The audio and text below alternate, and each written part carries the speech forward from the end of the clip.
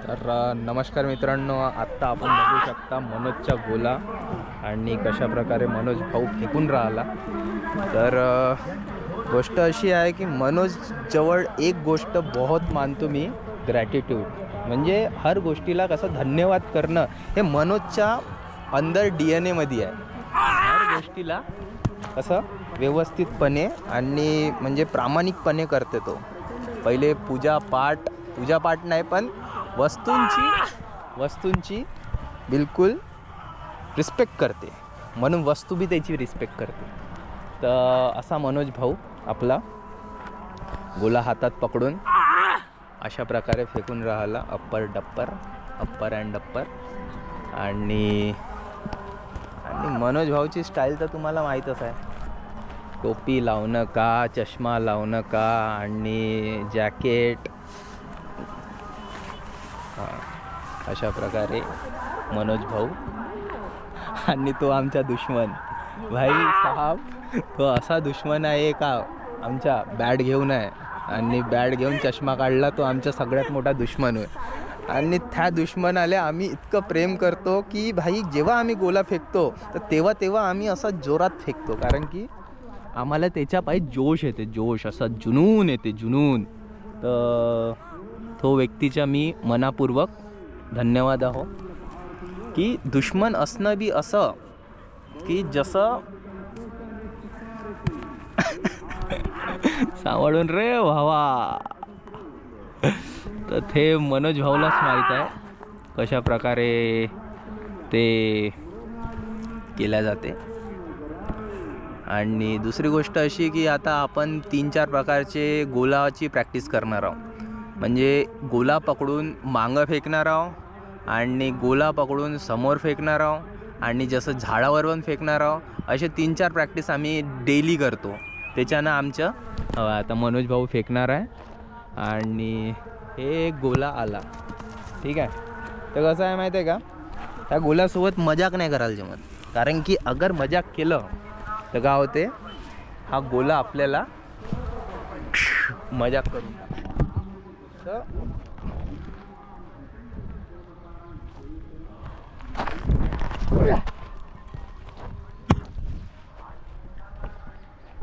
अशा प्रकारे आपला गोला चालू आहे.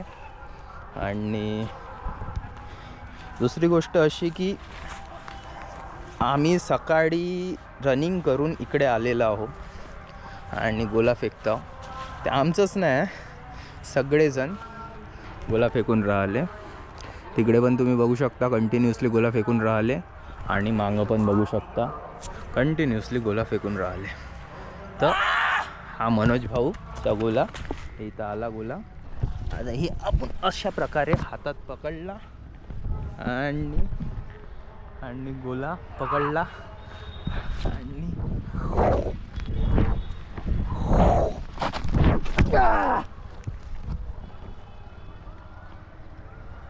तर अशा प्रकारे गोला आपण फेकून राहिलो. तर मनाचं हे आहे की आपली अकाउंटेबली आपल्याला माहीत पाहिजे की आपण कुठपर्यंत पोचून राहिलो. त्याच्या पायी आपण ग्लास आपण तिथं ठेवून राहिलो. तर गोष्टी आपण करून राहिलो, पण कंटिन्युअसली गोला पण फेकून राहिलो. तर एक भाऊ आपल्याला सांगून राहिला कशा प्रकारे गोला फेकायचा.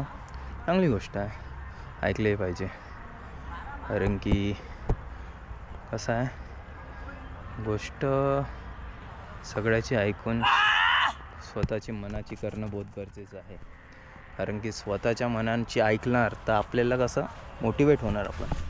गोष्ट तेच आहे की मोटिवेशन बाहेरून नाही आलं पाहिजे, मोटिवेशन आला पाहिजे अंदरून, ठीक आहे.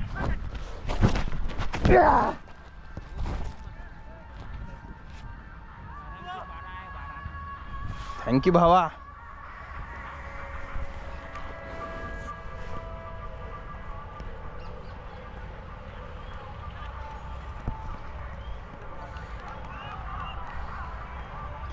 थँक्यू भावा. मनोज भाऊ आता गोला फेकून राहिला. क्या बात है, क्या बात है.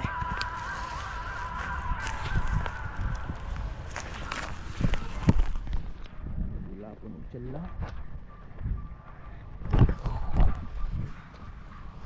आणि आता आपण गोला फेकून राहिलो. ठीक आहे, असाही व्हिडिओ कोणी बनवत असेल का गोला फेकताना आता व्हिडिओ? आपण जो बनवत आहोत व्हिडिओ अशा प्रकारे. कोण बनवत असेल रे मनोज असा व्हिडिओ? कोणी बनवत असेल का?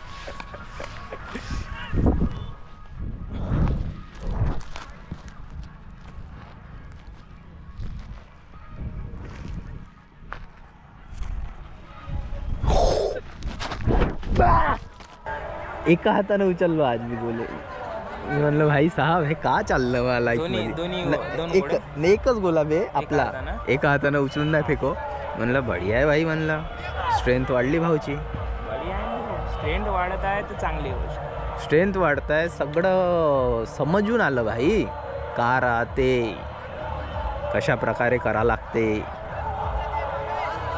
पण वेळ खूप लागला. वेळ लहानपणीपासून नाही म्हणू शकत मी. रिझल्ट यायच्या लोकांना पाहिजे रिझल्ट. नाही तर तू काही कर, अपयशाचे स्टोऱ्या खूप आहे. हर जण अपयशी आहे लाईफमध्ये स्वतःच्या. तर लोकांना पाहिजे रिझल्ट, आणि रिझल्टसाठी पाहिजे वेळ द्यायला लागते, स्वतःवर काम करावं लागते. जसं आपला मनोज भाऊ 1 वर्ष दिला स्वतःवर, आणि स्वतःवर देऊन त्यानं आमच्या डोळ्यासमोर एक आदर्श निर्माण केला की असा बी एक व्यक्ती आहे जो आमच्या बिलीफ जे म्हणजे धारणा होती आमची ते पूर्ण तोडताड करून टाकली का हा असोय मनोज भाऊ म्हणून. तर अशा व्यक्तीसोबत मी आज तुम्हाला भेटवणार आहो. हा आपला भेटलो ना भेटला, पण म्हणजे परिचय तुम्हाला म्हणजे सविस्तर तर आपल्या पुरा व्हिडिओमध्ये आहेच, पण एक हा तो व्यक्तीवर, हा जो आहे तो व्यक्ती जो चष्मा लावते, 110 किलो वजन, अब आ गया है 70 किलो, 71 म्हणू शकतो, पण मी राऊंड फिगर 70 पकडलो.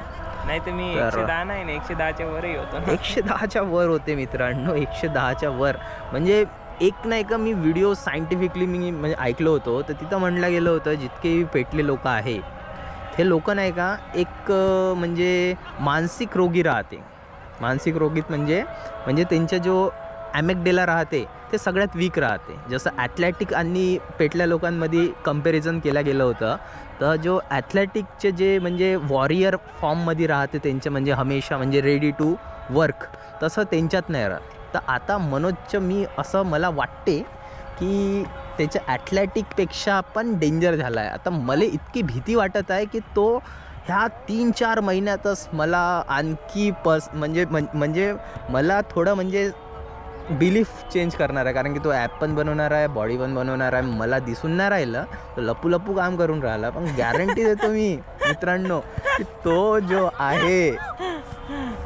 जो आहे ना मनोज भाई माझ्यासाठी तर म्हणजे इन्स्पिरेशनचा रोल मॉडेल आहे भाई तो. कारण की माझ्या बिलीफवर तोडला आहे तो पुरा, म्हणजे तोडताड केला आहे. जे मी धारणा बनवून ठेवली होती मनोजबद्दल पुरी तुटली की आता तो व्यक्ती तो राहिलाच नाही. ज्या व्यक्तीसोबत मी बोलायची कोशिश करतो तो व्यक्ती नव्हे तो आता व्यक्ती पर्सनॅलिटी पुरी चेंज, पुरी लाईफ चेंज, आणि गॅरंटीड तो काहीतरी लाईफमध्ये करणार आहे, रिझल्ट आणणार आहे आमच्या डोळ्यासमोर. आणि बघा का खतरनाक व्यक्तिमत्व बनून दाखवणार आहे, लोकांचा आदर्श बनणार आहे. तर ह्या सगळ्या गोष्टी मी आपलं थोडं बोलणं थांबवतो इथे, आणि बस धन्यवाद. मी तुला काहून म्हणत आहो, कारण की तो पोलीस भरतीचीच तयारी करता. नाही पण का होते माहिती आहे का, ST मध्ये नाही का 160च लागते. तर तो जेव्हा मी म्हणलो होतो ना 161 लागते ना, 60च म्हणे मी म्हणतो ना भाई, म्हणलं तो जो आला होता ना त्याला मी 3 वेळा भेटलो. एक चांडकच्या मेडिकल ST होय. तर हां, तर मी त्याला नाही का म्हणजे एक तर जनार्दनमध्ये भेटलो, तिथं तो नाही का म्हणजे माझ्या पप्पाची औषधे आणायची होते, तर तेव्हा पटाक्से देऊन दिला. अरे थँक्यू भाऊ म्हणलं, तू येत नाही म्हणलं. मग त्यानंतर तो ग्राउंडवर भेटला, तर मी त्याला म्हणलं भाई मी ना हाईट मोजली. तो म्हणते अरे तो पॉझिटिव्ह आहे, मित्र चांगला आहे तो. तर तो म्हणे मला 160च लागते म्हणे. हो का म्हणलं, चांगलं आहे म्हणलं, हे गोष्ट बरं आहे म्हणलं. तर तो रनिंग मारते सकाळी आणि बढिया तो करते.